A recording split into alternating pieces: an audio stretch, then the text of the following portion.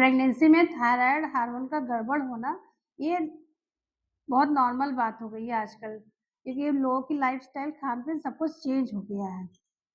आज मैं आपसे डिटेल में बात करती हूँ कि जो ये थायराइड हार्मोन है, प्रेगनेंसी में कितना इसका लेवल होना चाहिए, क्या वैल्यू होना चाहिए और इससे मदर और बच्चे को क्या-क्या दिक्कतें होती हैं और इसमें क्या दवाई दी जाती है। आप मेरे साथ लास्ट तक बने रहें।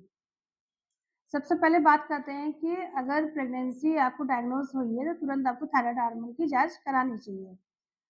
नॉर्मली इसका वैल्यू नॉन प्रेग्नेंट मदर से कम होता है। 3.0 एमआईयू प्रति लीटर तक होना चाहिए। अब पहली तिमाही, दूसरी तिमाही और तीसरी तिमाही, इन तीनों में इसका जो लेवल है वो अलग-अलग होता है। पहली तिमाही में होता है 0.1 टू 2.5 और दूसरी तिमाही में होता है 0.2 से 3.0 और तीसरी तिमाही में होता है 0.3 से 3.0 एमआईयू प्रति लीटर होता है।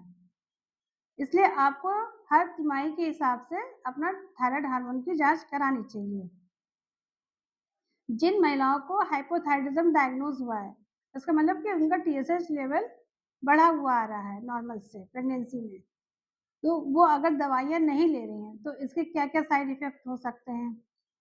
पहला तो ये है कि माँ के शरीर में सूजन आ सकती है, स्किन ड्राई हो सकती है, ब्लड प्रेशर ज़्यादा हो जाता है, प्री एक्लेम्पशिया का केस बन सकता है, शुगर अनकंट्रोल हो सकता है, डायबिटीज़ की पेशेंट बन सकती है और उसकी मांसपेशियों में ऐंठन वगैरह हो सकता है और उनको जो मोशन में भी दिक्कत होती है, कॉन्स्टिपेशन की भी शिकायतें हो जाती हैं और पूरे शरीर में सूजन आ जाती है, उनको खून की कमी भी हो जाती है, एनीमिया की भी दिक्कत हो जाती है।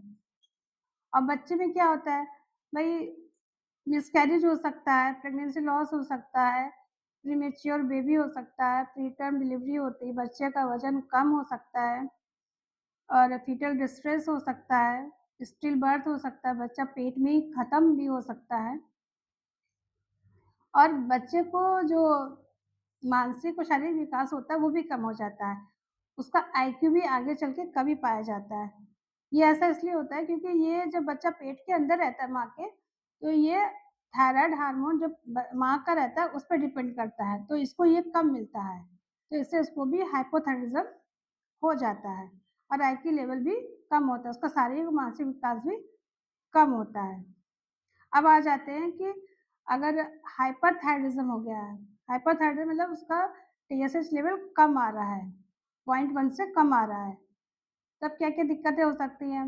माँ की धड़कन बढ़ सकती है, उसको टैकीकार्डिया हो सकता है, हार्ट प्रॉब्लम हो सकती है, बीपी ज़्यादा हो सकता है, प्रीएक्लेम्पशिया केस बन सकता है और उसको माँ को बहुत पसीना आएगा और उसका माँ का भी वज़न कम हो जाता है। इसमें थायरॉइड स्ट्रॉम जैसी चीज़ें भी मिलती हैं। उसमें क्या रहता है कि बुखार आता है और उसका हार्ट रेट भी अनियंत्रित हो जाता है। और बच्चे में प्रेगनेंसी लॉस हो सकता है, मिसकैरेज है, प्रीटर्म डिलीवरी है, प्रीमेच्योर बेबी है और उसको भी डिलीवरी होने स्टिल बर्थ है, आईयूडी है, पेट में बच्चा खत्म हो जाना, ये सब चीज़ें मिल जाती हैं कई बार।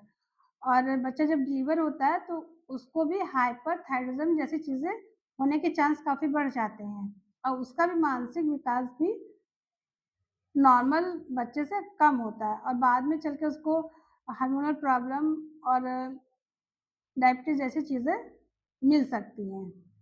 इसलिए मैं प्रेग्नेंट औरतों को एकदम सलाह देती हूँ कि आपको जैसे ही प्रेगनेंसी डायग्नोज़ हो, तुरंत अपने पढ़े-लिखे ladies doctors, educated doctor, trained doctor के पास जाइए, मिलिए, अपनी सारी जाँचें कराइए।